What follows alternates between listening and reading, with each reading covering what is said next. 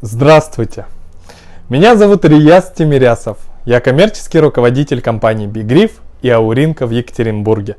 Родился в Башкортостане, в Уфе. Мои предки и родители из Баймакского и Мишкинского районов. 11 октября Башкортостан отметит 30-летие со дня принятия Декларации о государственном суверенитете республики.